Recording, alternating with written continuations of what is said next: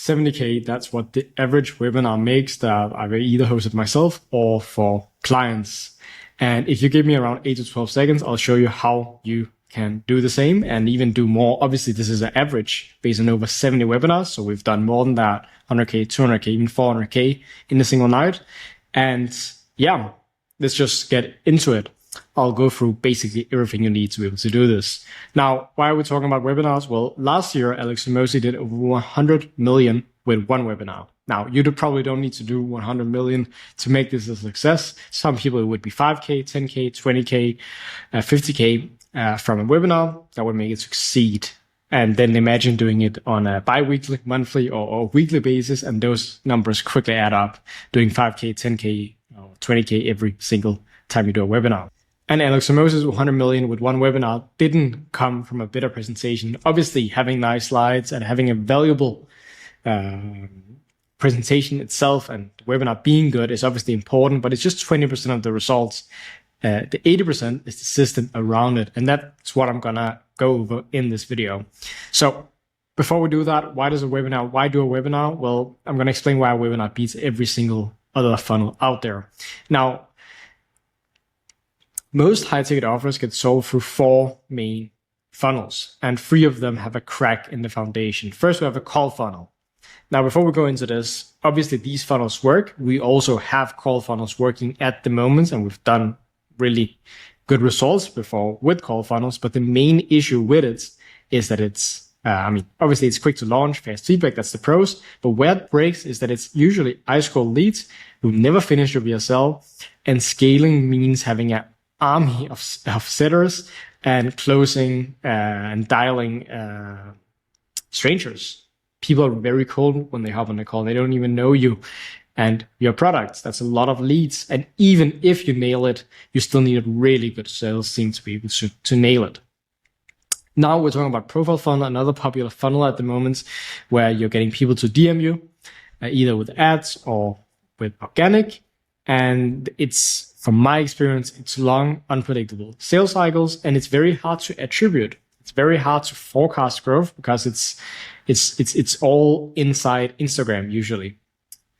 So, and for this to scale, you usually still need a webinar or a funnel to really scale it up. And you're relying on a human setter. Someone being in your DMs or you being in your DMs all day long doesn't sound nice to me. Now we have the third one, which is a low to high ladder, which is that you sell something cheap on the front end, like $20, $30, and then with the goal of them upselling into a higher ticket program. Now, some people make it work. I think it's kind of a bait and switch. You get someone to buy something cheap and then instantly try to upsell them, or in a month. I don't think that's a good way to do business. Obviously, some people make it work, but I just think it's hard to crack. And it requires a world-class marketing team and a world-class sales team, and it requires heavy spend, and you need to be ready to spend a lot of money without it coming back instantly. Now we'll get to the good part, which is the webinar funnel. This can be hosted every month, every second week, every week. Some do it every quarter if you're doing bigger ones. But for that predictability, you want to do it 1 to 4 times per month. The only weak point is that obviously you got to do it right. You got to make sure people show up. And that's one of the main things that I'm going to show you in this video, how to actually do. Now, let's get into the really juicy stuff. There's only 3 numbers that you really need to keep in mind to make a wildly successful webinar. And the first one is registrations. You obviously need people to show up to register for the live events. Second thing is you need to make sure people show up to the live events. And the third thing is that you need to be able to get someone to be a stranger to want to actually buy something from you. So the close rate. Now, registrations, you can get it from paid ads. Usually 90% of our leads from any live event or webinar is from meta ads. Then you can obviously also push your organic audience to it. It'll work even better because these people are even warmer, but we make it work with meta ads just fine, cold traffic. And for most people, we've had one client with 500K followers. 80% of the people that came to the live event were still from ads. It's just hard to scale organically in general. Second one is show up rate. We can use email and WhatsApp reminders to get people to show up, where you give them value, you remind them of the live events, and you build this little community feeling. And then for the close rate, well, obviously what will dictate is the offer itself. Are you just the offer itself, right? And the offer itself obviously needs to sell an outcome, not just a thing. So, for example, we have a client that sells people on how to become better at playing guitar. We're selling confidence, and them suddenly being able to show up in a practice session and be able to play the guitar really smoothly in a specific way that this client is teaching them. We're not just selling them a guitar course. When you have all these free, it's multipliers on each other, right? So next thing is the two ways the money lands, right? So if your offer is under 2.5K, usually we recommend direct checkout, meaning that they buy on the spot. If it's over 2.5K, then run a sales team. The offer, now, as promised, wanted to go a bit over the offer. Now, the offer, you want to sell outcome. You want to sell usually tools and templates. It really depends on what you're selling, what you're going to have in there. And you want to have bonuses that kill objections that they might have. So for example, but what if I don't have time to implement everything? Well, then you can give lifetime access. And there's tons of other things you can have. This could be an entire video to talk about the offer. By the way, one thing before I go into this, if you want the entire doc, you can actually send me a message over Instagram, because this is quite a lot. But if you want that, you can just shoot me over a message. It's just Mahsun Avci _ on Instagram. But next part is the math. So now we've talked a bit about some foundational things you need to keep in mind. How does the math actually look like? Here's an example. 1,000 people signed up. If we have a 35% show up rate, which is pretty normal, we'll have 350 people in the room. If just 8% buy, and this is very conservative, we can get up to 20, 25%. But if just 8% buy a 2.5K program or products, then we'll have 28 buyers and we just made 70K, right? That's the math that you need to keep in mind when actually doing the webinar, so you know if you're doing good or if you're not doing good. As long as you hit these KPIs, you're going to make a lot of money. So something else that I wanted to go over is the machine itself, how we run it. We usually, main thing is first filling the room, paid ads. If you have organic, then you want to do that. Usually we have around 5 to 7 days of marketing before the live events. The registration page should convert at around 30%. If not, you want to go back and see, are the ads congruent with the landing page? Is the messaging and the positioning correct? Really foundational stuff. And then sometimes, which is an optional thing, we have a VIP bump, which can help liquidate ad spend. But this is an optional thing. If it's your first time doing it, just skip this step. Then we have warming the room, so increasing the show up rate, so you can actually get some sales. Usually we have daily emails, a combination of value and reminder emails, and we're nurturing them and even running ads before the live event to make sure we get as many people to show up as humanly possible. And then we have obviously converting the room itself. Now, the 7 pillars of running a webinar I have right here. We obviously have the funnel pages themselves. If we're running this is a live event we did with Timothy Amu. We're also at Simon Scribon. It's a bigger live event.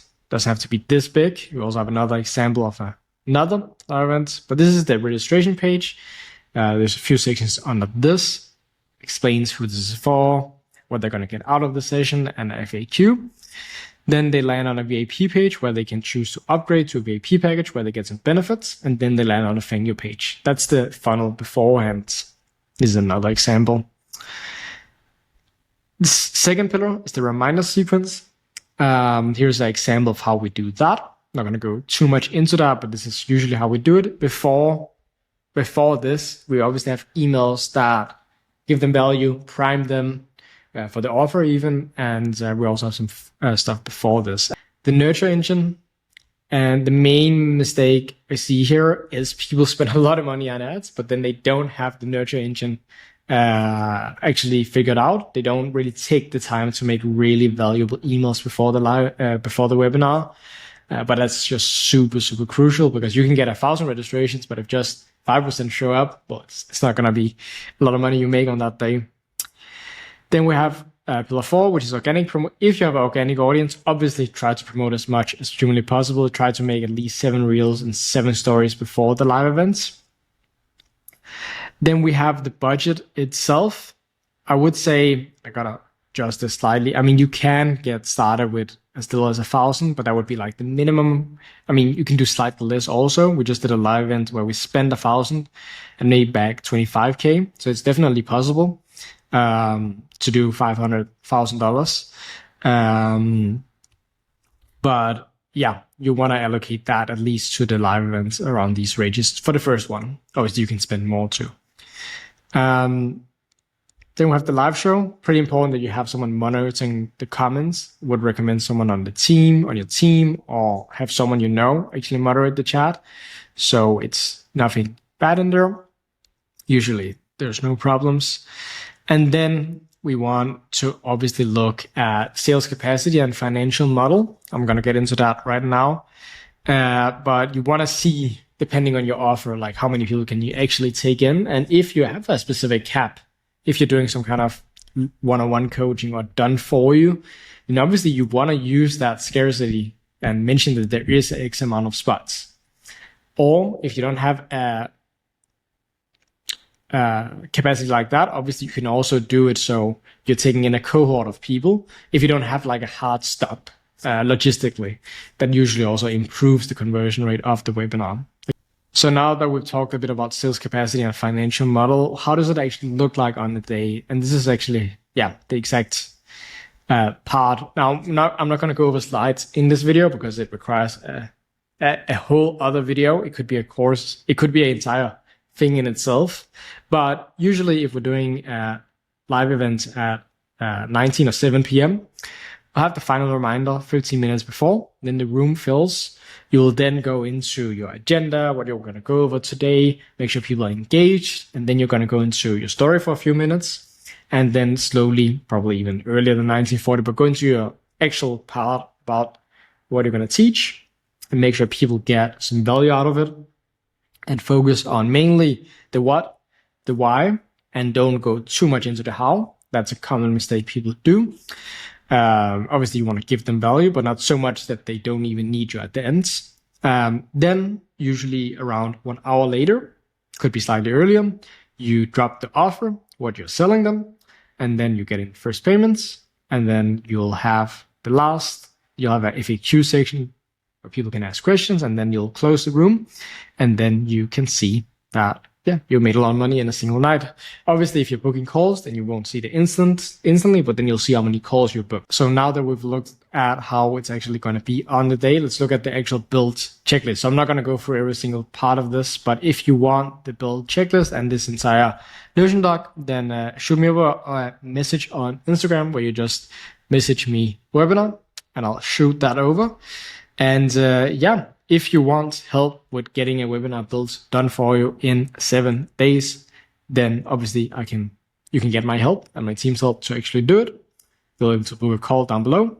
If you're not ready for a call, on that call, I'll basically just see whether it would make sense for your specific business to do it and a realistic forecast on how much you'll make. And again, how it would look like for you specifically. If you're not ready for that, no stress. You can simply just follow the breakdown here and let me know how it goes when you ran your webinar. All right, I think that's it for now. Appreciate you for watching, and I'll see you in the next video.